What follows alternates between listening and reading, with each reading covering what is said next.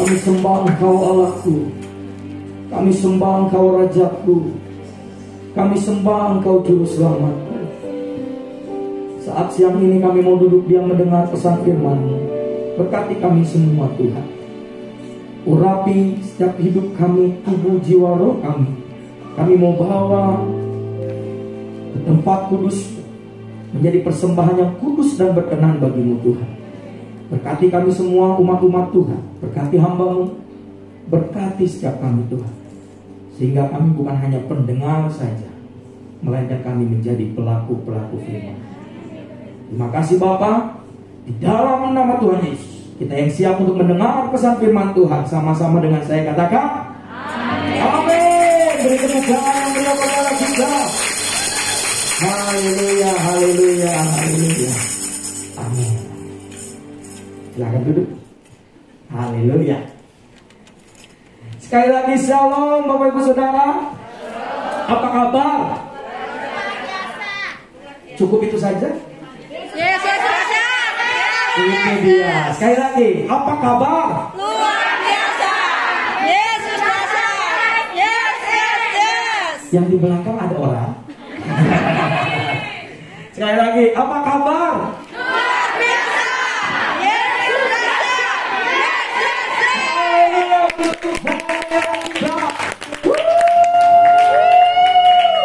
Yuk bareng sama saya, sorakan.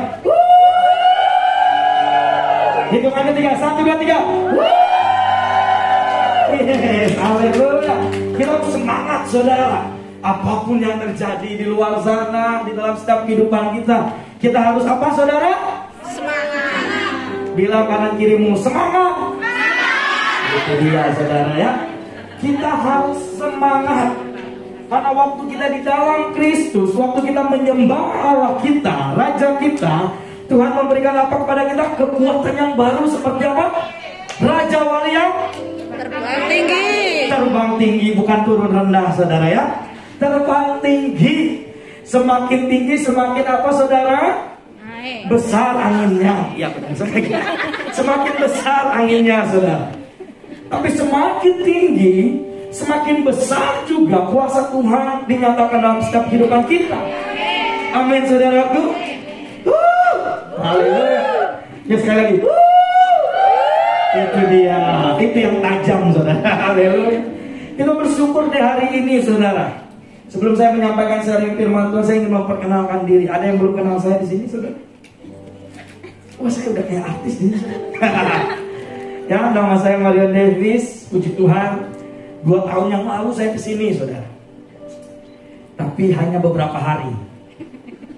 Pihak Hongkong menolak saya saudara. Tapi hari ini mereka yang menyambut saya, menerima saya saudara. Haleluya. Saya bersyukur. Saya bulan April tiba di Hongkong dan melewati masa karantina 21 hari. Ada di sini yang melewati masa karantina? Ya, 1, 2, 3, 21. Belum plus 7 ya, sekarang udah plus 7 ya. 21 hari. Apa perasaannya? Haleluya. Haleluya. Mau bohong dosa, mau jujur juga apa namanya? Malu ya. Saudara, 21 hari saya melewati masa karantina. Perjalanan waktu demi waktu saudara, hari pertama, hari kedua, hari ketiga sampai hari kelima sudah cita saudara. Hari ke-6 mulai masuk pergumulan 1. Hari ke-7 pergumulan yang kedua. Sampai hari ke-21 pergumulan yang luar biasa saudara ya. Tapi ada sukacita. Saya di situ mengambil satu kesempatan gini saudara. 21 malam adalah momen dimana saya untuk mengosongkan diri saya. Dimana saya mau sungguh-sungguh hidup di dalam Tuhan, mendengar suaranya, tahu kehendaknya. Ingin mengenali dia bukan dari orang lain, tapi pengalaman saya secara pribadi. 21 malam, 21 hari saya berdiam, saya berdoa, bangun pagi tembok. Mau tidur tembok, saudara ya. Untungnya ada cermin tuh. Kita bisa lihat diri kita sendiri. Kan gak ada orang lain yang muji kita. Kalau ada orang lain kan repot saudara. Ya kan? Kita muji, wah ternyata saya bisa bangun, ih masih ganteng ternyata. Dulu, lihat ya. Ada. Inilah ciri-ciri yang ketidaksetujuannya. Ya kan, kita masih bisa melihat wajah kita masih melihat, ternyata saya masih diberi kesempatan, masih bisa semangat, masih bisa on fire, masih bisa melayani Tuhan, bahkan masih bisa melihat diri kita sendiri. 21 malam saya diproses. Wah, saya ingin mendengar suara Tuhan, saya ingin tahu suara Tuhan, saya ingin detail dengar suara Tuhan, apa yang Tuhan akan nyatakan. Tugas saya di Hongkong ini, saudara, saya tahu bukan karena kuat gagasan. Saya ketemu orang imigrasi, saya sudah gemetar, saudara. Beneran, karena saya sebelumnya kan ketemu orang imigrasi saya ditolak kan.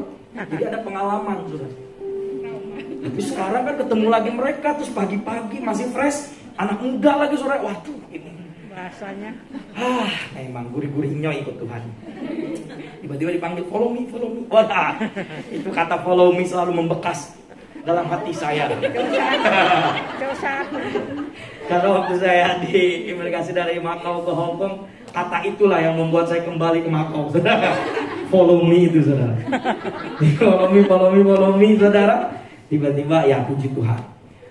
Tuhan sertai meskipun banyak proses yang saya lewati. Sampai 21 malam saya lewati dan saya bisa menginjak, saudara. Karena saya karantina di daerah North Point. Meskipun saya keluar daerah pasar, saudara, saya mengucap syukur.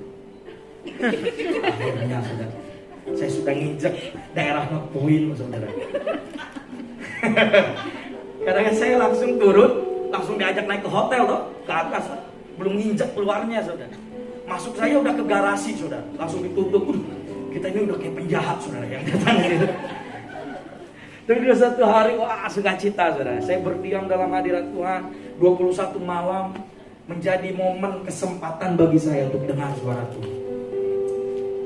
Dan saya yakin dan percaya, saudara, kita semua ada sampai hari ini karena tugas kita belum selesai. Bilang sama kanan kiri, tugasmu belum selesai. Bilangnya jangan pelan-pelan, saudara, sambil melotot. Nah itu, sambil melototin sebelahmu. Tugasmu belum selesai. Nah itu dia, saudara. Jadi biar diingetin gitu kan. Kita kan saling mengingatkan. Kita mengingatkan orang lain dan orang lain mengingatkan kita. Tugas kita belum selesai. Kita masih berjalan di dalam dunia ini. Kita masih menapak semuanya, belum ada yang terbang.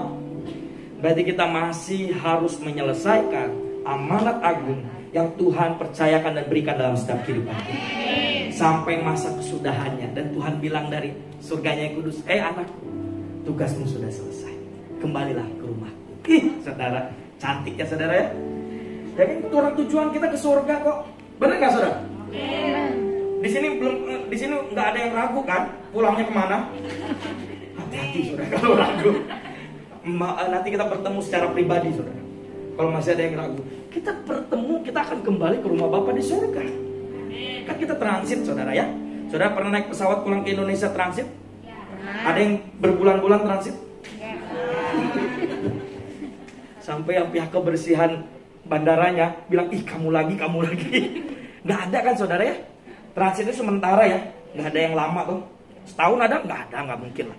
Sehari pun mungkin udah masuk sangat lama. Tapi waktu transit itu sudah masa waktunya habis, kita kan harus pergi lagi ke tujuan berikutnya, toh? Nah, sama, saudara. Jadi di dunia ini transit. Bilang kanan kirimu, transit. Nah itu, saudara. Jangan terus apa raut wajah muka temanmu gimana? Waktu dibilang transit gimana? Marah nggak, saudara? Karena kita ini transit di sini, saudara. Tujuan kita nanti kekal ke rumah Bapa di surga. Kita mau sama-sama nanti masuk dalam rumahnya yang kudus. Makanya saya menyampaikan sharing firman Tuhan hari ini adalah tepat apa? Pada sasaran. Tepat pada sasaran di mana Tuhan ingin mengarahkan kita untuk kita melakukan apa yang Tuhan kehendaki. Tuhan rencanakan dalam setiap kehidupanmu. Masing-masing di sini berbeda, saudara. Saya yakin ada yang tugasnya sebagai tangan, ada yang tugasnya sebagai mata, ada yang tugasnya sebagai kaki, ada tugasnya sebagai mulut, telinga, mata, apalagi hati, jantung, saudara. Semua kita memiliki tugas masing-masing. Tapi dari semuanya itu disatukan menjadi apa? Satu kesatuan, satu tubuh di dalam Kristus Yesus. Untuk melayani Dia, untuk menyenangkan Dia, dan untuk memuliakan Dia. Itu tujuan kita ada sampai hari ini, saudara. Kita mau terus hidup kita ini benar-benar sungguh-sungguh seperti Rasul Paulus. Waktu dia mengakhiri garis akhir, dia bilang ini, saya sudah mencapai garis akhir. Dan saya sudah mengakhiri pertandingan iman. Tepat pada sasaran, saudara. Firman Tuhan ini mengingatkan kita agar kita hidup kita tepat pada sasarannya Tuhan. Tuhan menginginkan apa kita lakukan, saudara. Tuhan mengkehendaki apa kita lakukan. Di dalam Injil Matius sudah sangat jelas. Bukan orang-orang yang memanggil Tuhan, Tuhan yang akan masuk dalam kerajaanku, itu firman Tuhan katakan. Tapi firman Tuhan itu katakan orang yang melakukan apa? Kehendak Bapakku di surga. Orang yang melakukan kehendak Bapakku di surga, dialah orang yang akan masuk dalam kerajaanku, rumahku yang kudus. Jadi bukan hanya kita sekedar tahu tentang Tuhan, tapi kita kenali isi hatinya, kita kenali pribadinya, kita tahu apa yang dia mau, kita tahu apa yang dia kehendaki, kita tahu apa yang dia rencanakan, kita tahu apa maunya dia dalam hidup kita, saudara. Sehingga kita berjalan, kayak ada, ku berjalan ke Kanaan, lagu Pentakosta ya, lagu zaman dulu. Kita berjalan dalam hadirat Tuhan, mengarah kepada jalannya Kristus, saudara. Terus ada di dalam relnya, saudara. Kalau di sini naik tram, saudara ya, tujuan Happy Valley nggak akan mungkin dibawanya ke Wancai, saudara. Saya cuma tahunya Happy Valley Wancai. Ya maaf saudara ya, nanti saya akan tambahin deh pengetahuan saya. Di situ tahunya juga cuma empoi saya. Saya hai, toce. Lumayan tuh. Tung laica, leng. Nah ini saudara ciri-cirinya tuh kan. Apa? Sukacita di balik kesalahan orang lain. Ya saudara, waktu kita naik Happy Valley, naik tram, dia akan menujunya tuh Happy Valley, nggak akan pernah mungkin dia menuju Wancai, saudara. Meskipun di situ ada persimpangan. Pos WB kan ada persimpangan kan, belok kiri Happy Valley kan. Kan nggak ada pernah itu kereta atau tram itu langsung ke Wancai lurus, nggak pernah. Dia akan belok kiri. Dia tahu relnya, dia tahu jalannya, saudara. Sama halnya kita sebagai orang Kristen, anak-anak Tuhan yang sudah ditebus dengan darah yang mahal. Bilang kanan kirimu, kau sudah ditebus dengan darah yang mahal. Wow, saudara. Kita harus berjalan di dalam jalannya Tuhan. Waktu rel itu belok kiri, beloklah saudara, nggak usah lurus.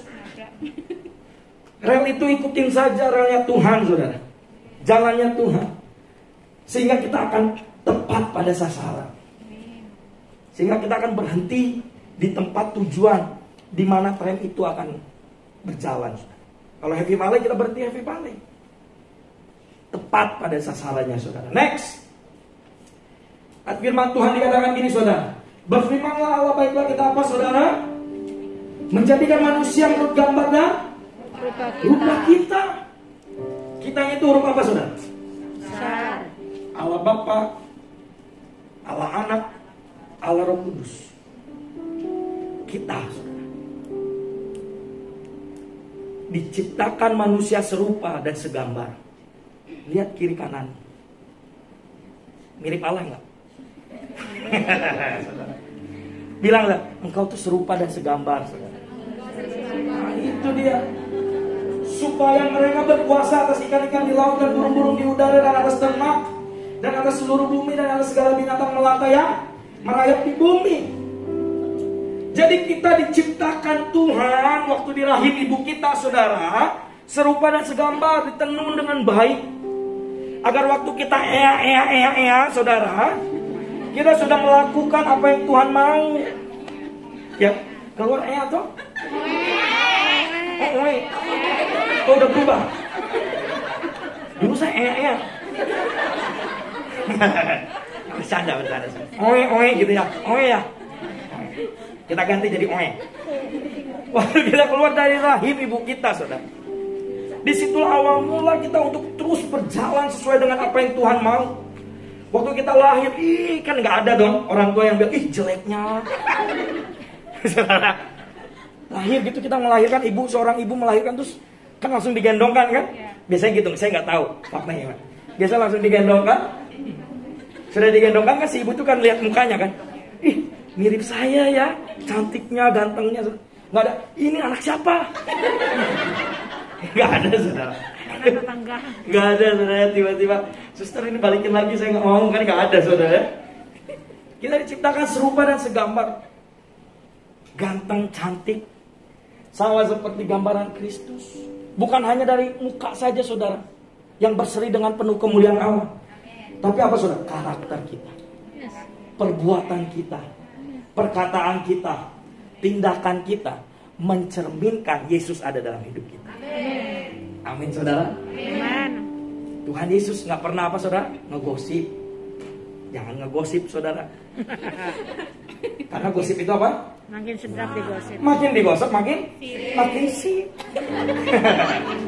Tuhan Yesus tidak pernah berkata kasar, berkata yang tidak berguna, tidak pernah. Jadi kalau kita diciptakan serupa dan segambar, kita tuh sebenarnya sedang diarahkan, sedang dipersiapkan untuk hidup kita itu semaksimal mungkin dengan apa yang Tuhan mau. Jadi kita tuh sedang diproses, saudara. Engkau melewati ujian untuk apa, saudara? Naik kelas. Saudara nggak ada di sini 1 SD langsung 6 SD kan, saudara? Tanpa ujian, tak mungkin, saudara. Lulus SMA aja harus ada ujian akhir nasional. Meskipun saya dulu bisa lulus karena bocoran. Iya, saudara. Tapi harus lewat ujian. Kalau nggak lewat ujian, guru itu nggak akan pernah ngelulusin saya. Saya pernah nggak naik kelas, saudara? Langsung ada, aku katanya. Langsung ada kata-kata motivasi. Kegagalan adalah keberhasilan yang tertunda. Gak setuju, saudara? Kegagalan adalah keberhasilan yang tertunda. Saya bilang, oh saya berhasil tertunda ini. Jadi saya harus coba lagi, saudara, untuk saya berhasil. Tapi harus lewat ujian. Ujian demi ujian kita lewati untuk kita naik level, naik kelas. Jadi saudara, waktu melewati ujian semakin tinggi, semakin tinggi, semakin tinggi. Waktu angin itu semakin besar, badai, gelombang, apapun itu saudara, kita tetap kuat. Karena kita sudah melewati ujian-ujian itu, saudara. Saudara, waktu SMP dikasih pelajaran SD, bagi saudara yang sudah SMP, pasti bilangnya apa? Gampang. Tapi saudara, kalau SMP dikasih pelajaran kuliah, wow, langsung saudara. Nggak bisa ngapa-ngapain gitu. Karena ada tingkatannya. Sama halnya kita sebagai orang percaya, orang Kristen. Waktu kita mungkin di anak tangga pertama, kita akan diberikan sesuai dengan apa yang, karena kan firman Tuhan sudah sangat jelas. Roh yang ada di dalam diri kita lebih besar daripada yang ada di dunia ini. Jadi pencobaan, masalah, ujian, saudara itu sebenarnya sudah bisa lewati. Saya pernah nyampaikan firman Tuhan, katakan gini, saudara. Dulu kita mau ke toilet saja nyanyinya dalam nama Yesus. Ada sih pernah ngalamin? Ke toilet dalam nama Yesus. Sebenarnya kan setannya udah takut sama kita, saudara. Kan gitu, dalam pengertian gitu, saudara. Nah kadang kitanya yang lebih duluan takut. Jadi setan ini lihat, wah kayaknya saya nggak harus berani. Dia udah takut duluan. Sama halnya dalam setiap kehidupan kita waktu melewati ujian, saudara. Sebenarnya kita tuh mampu melewati itu semua, tapi karena kita takut, karena kita khawatir, karena kita bimbang, sehingga kita tidak dapat sampai pada tepat pada sasarannya, tepat pada titiknya, saudara.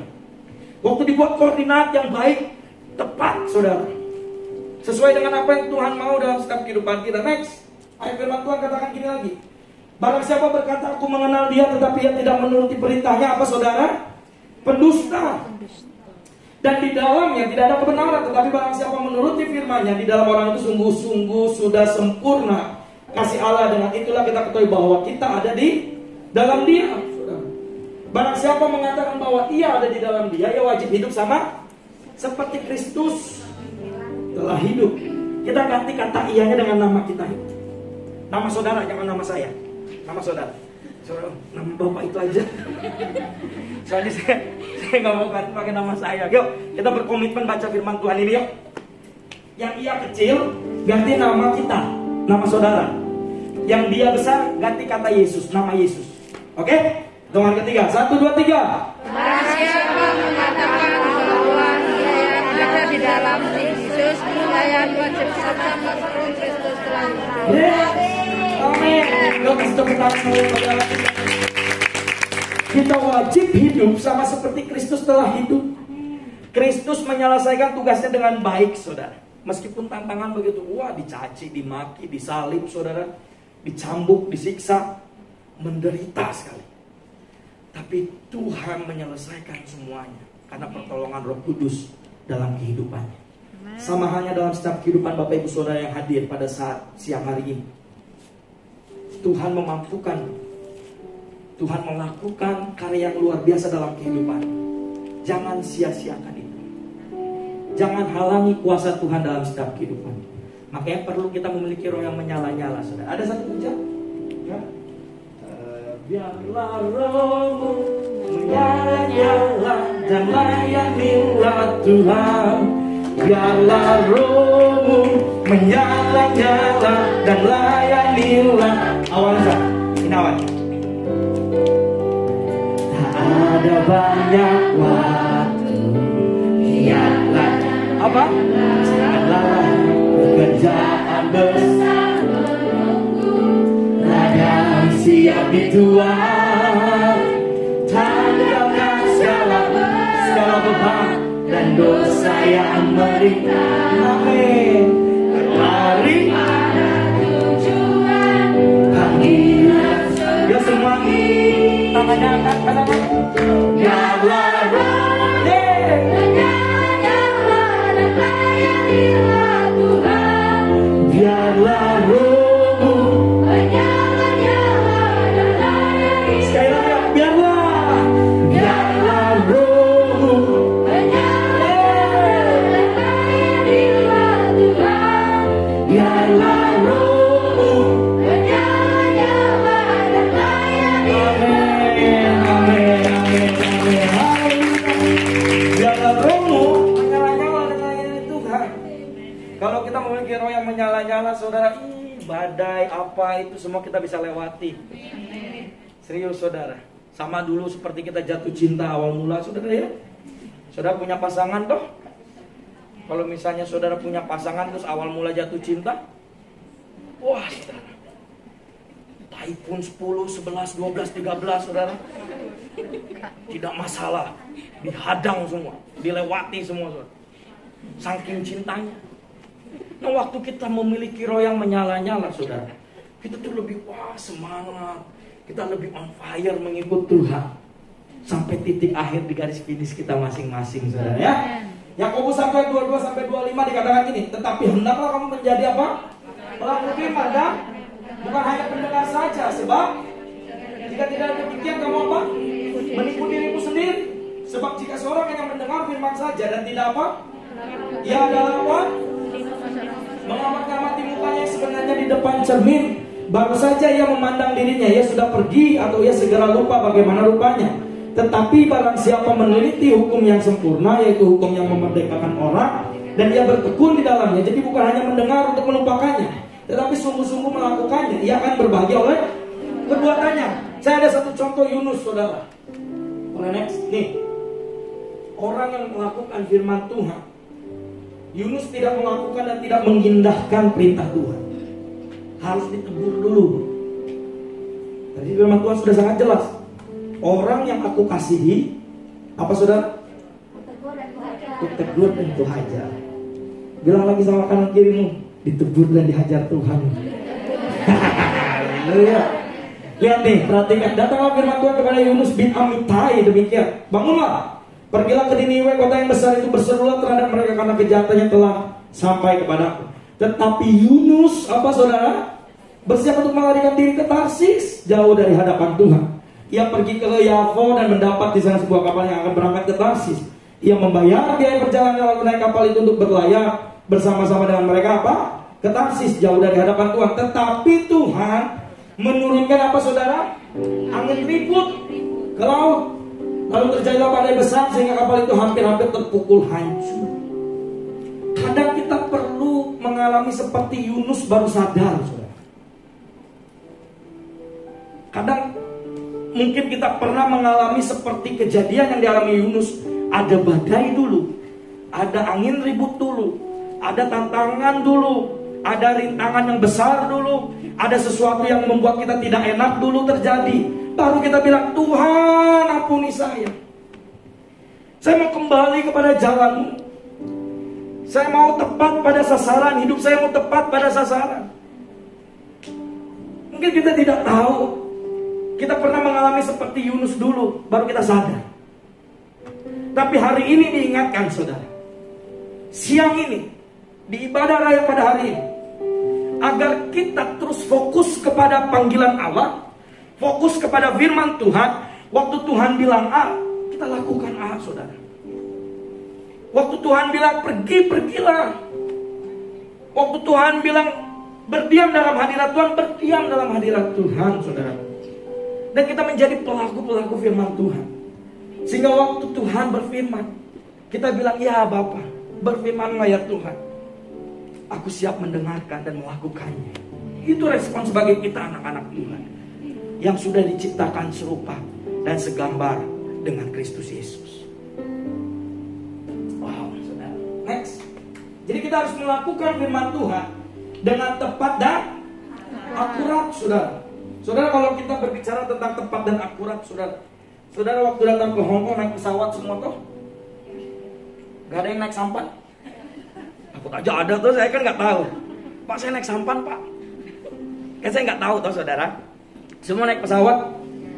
Saudara, di dalam pesawat itu fokusnya kepada siapa? Pilotnya toh? Mau turun, mau naik pasti ke pilotnya. Padahal di balik itu saudara, ada seseorang, ada beberapa orang yang mengambil bagian atau tugas yang begitu bertanggung jawab. Tahu saudara, kalau kita naik pesawat ada menara yang mengatur lalu lintas pesawat. Bayangkan saudara, kalau mereka tidak melakukan tugasnya dengan akurat dan tepat, pesawat saudara bisa berciuman dengan pesawat yang lain. Repot saudara. Banyak jiwa yang akan terenggut, banyak jiwa yang akan meninggal. Tapi karena mereka melakukan dengan tepat dan akurat, sehingga semua dapat landing dengan baik, take off dengan baik, dan pesawat itu akan berjalan dengan baik, saudara. Mereka melakukan tugas dengan tepat dan akurat. Sama halnya dengan kita sebagai orang percaya. Kita waktu berdiam dalam hadirat Tuhan, waktu kita diberikan identitas, status kita adalah anak Tuhan, kita harus melakukan firman Tuhan dengan tepat dan akurat. Kita harus melakukan dengan apa yang Tuhan katakan melalui firman. Dan akurat. Akurat itu apa saudara? Tepat. Tidak ada melenceng sedikit pun. Seperti yang tadi menara yang di tower yang ada di bandara itu saudara. Dia harus tepat, titiknya harus tepat. Melenceng sedikit, wah, resikonya tinggi saudara.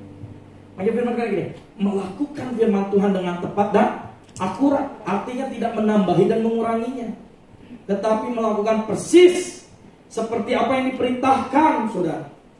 Jadi melakukan persis sama saudara. Seperti pinang dibelah dua. Mana sih? Ya kan? Tidak ada bedanya saudara. Jadi persis sama. Firman Tuhan katakan mengasihi, kita mengasihi. Firman Tuhan bilang mengampuni, kita mengampuni. Firman Tuhan bilang kita harus taat, ya kita harus taat. Jadi apa yang dikatakan firman Tuhan itu yang kita lakukan. Karena apa saudara? Karena ada dampak waktu kita melakukan firman Tuhan. Yang pertama, dampaknya adalah hidup dalam berkat Tuhan. Jadi orang yang melakukan firman Tuhan itu hidupnya dalam berkat Tuhan. Ketaatan akan mendatangkan berkat, ketidaktaatan akan mendatangkan kutuk. Itu firman Tuhan. Jadi kalau engkau taat, kalau engkau melakukan firman Tuhan, hidupmu akan diberkati di dalam berkat Tuhan. Yang kedua apa saudara? Janjinya digenapi. Ada firman, ada pujian. Janjimu seperti fajar pagi hari yang tiada pernah terlambat bersinar. Cintamu seperti sungai yang mengalir, dan ku tahu betapa dalam kasihmu. Sekali lagi katakan nyanyian jadi. Janjimu seperti fajar, amin, yang tiada pernah terlambat bersinar. Cintamu seperti sungai yang mengalir,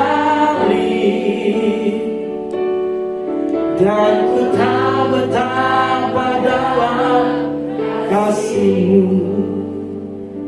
Janjinya seperti fajar di pagi hari yang tidak pernah terlambat bersinar.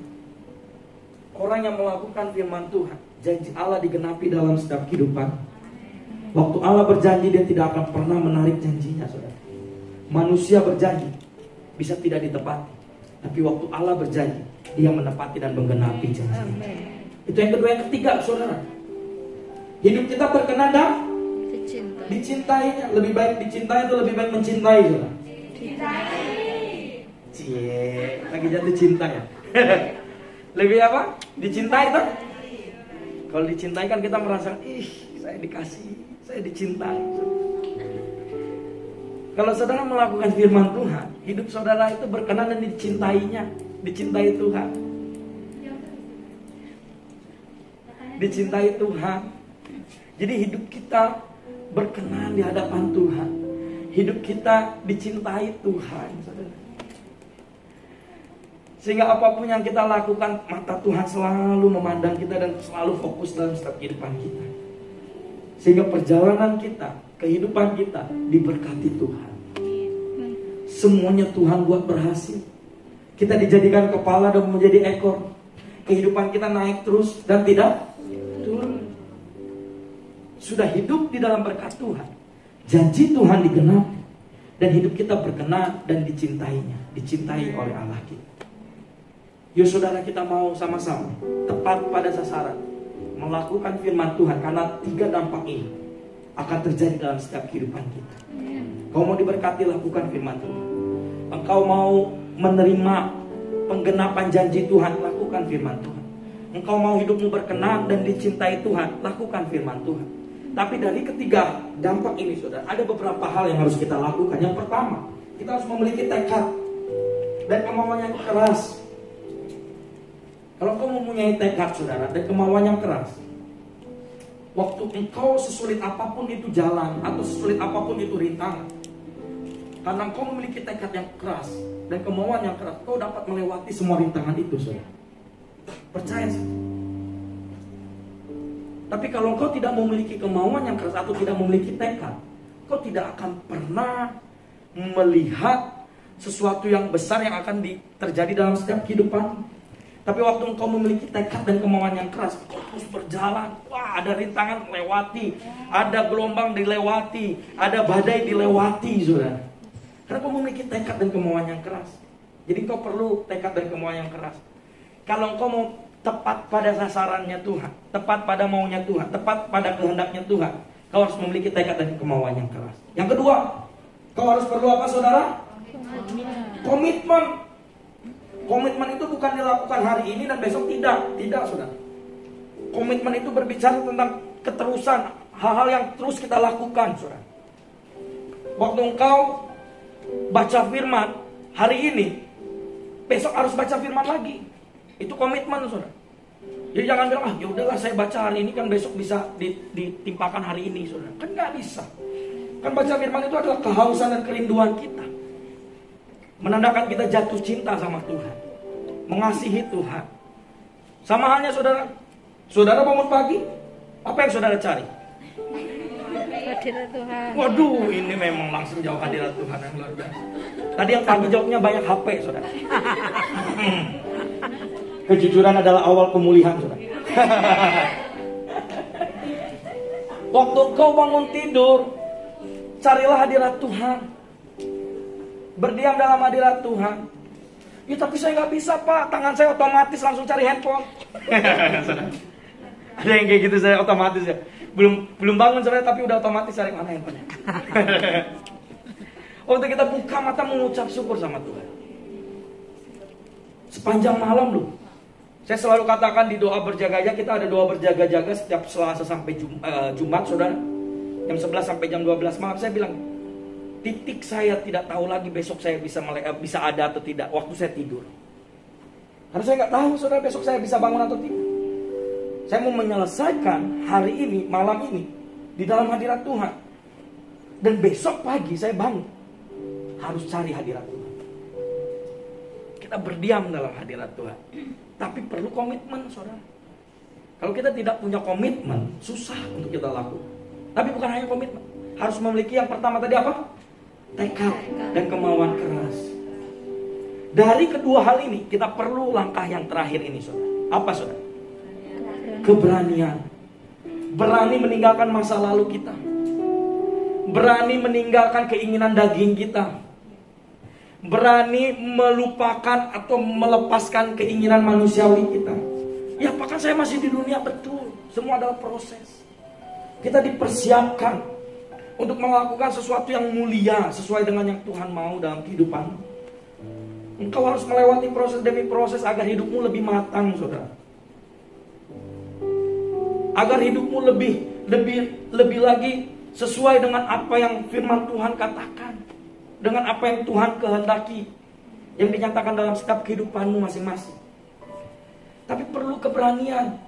Kalau engkau masih tidak mau berani meninggalkan masa lalumu, keinginan dagingmu, keinginan manusiawimu, saudara, kita lebih menuruti hal-hal itu. Dan kita tidak berani melangkah untuk meninggalkan semuanya. Kadang kita bilang, aduh Tuhan, saya masih sayang masa lalu saya. Lupakan, saudara. Enggak. Makanya kalau kita naik mobil, saudara, kalau kita mengendarai mobil gitu ya, kaca spion tuh pasti kecil, saudara. Spion kecil-kecil, nggak ada kaca spion kayak kaca depan, saudara. Kayaknya repot, saudara, dia jalannya mundur terus. Kaca spion tuh kecil. Sesekali kita harus lihat ke belakang agar tidak lagi jatuh dalam lubang yang sama. Agar kita tahu, oh ini lubang yang dulu saya jatuh, jangan saya lewati lagi. Tapi perlu keberanian. Petrus dia tidak akan pernah mengalami mujizat Tuhan kalau dia tidak berani keluar dari perahunya, saudara. Jadi waktu Tuhan bilang, ini aku, datanglah kepadaku. Kalau Petrus tidak berani, dia tidak akan pernah merasakan dan terjadi sesuatu hal yang besar dalam kehidupan Petrus. Perlu keberanian, saudara. Next. Yesaya 60 ayat 1 dikatakan gitu. Bangkitlah menjadi teranglah. Sebab apa, saudara? Terangmu datang dan terbit atasmu. Bangkitlah dan menjadi teranglah. Next. Keintiman dengan Tuhan akan memampukan kita mendengar suaranya dan memahami kehendaknya. Dan saya akan tutup dengan slide terakhir ini, saudara. Ini slide terakhir. Roh Kudus akan menuntun, memampukan dan menguatkan kita apa, saudara? Untuk melakukan firman-Nya. Yang penting adalah kita mau membuka hati kita, pikiran, dan hidup kita dipimpin oleh Roh Kudus. Sekalipun ada tantangan dunia yang melanda hidup kita, kita tetap teguh di dalam Kristus. Karena firman Tuhan telah berakar di dalam hidup kita. Bahkan Yesus mengatakan, yang berbahagia itu ialah mereka yang apa, saudara? Dan sudah didengarkan dan dipelihara. Dengar, lakukan, pelihara, aplikasikan dalam setiap kehidupan. Waktu engkau hidup dalam firman Tuhan, hidupmu diberkati. Waktu engkau dalam melakukan firman Tuhan, janjinya digenapi. Waktu engkau melakukan firman Tuhan, hidupmu berkenan dan dicintai. Tapi ketiga langkah, 3 hal yang harus kita lakukan. Kita harus memiliki tekad dan kemauan yang besar, komitmen dan keberanian. Kita yakin dan percaya kita akan sama-sama menyelesaikan tugas yang sudah Tuhan percayakan dalam setiap kehidupan kita. Mari kita tundukkan kepala yuk. Kita sama-sama sekali lagi menyembah Tuhan. Haleluya. Terima kasih Tuhan. Terima kasih Yesus.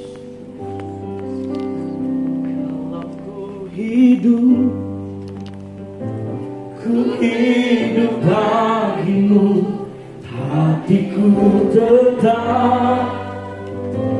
tetap menyembahmu. Dunia tak bisa menjauhkanku dari kasihmu.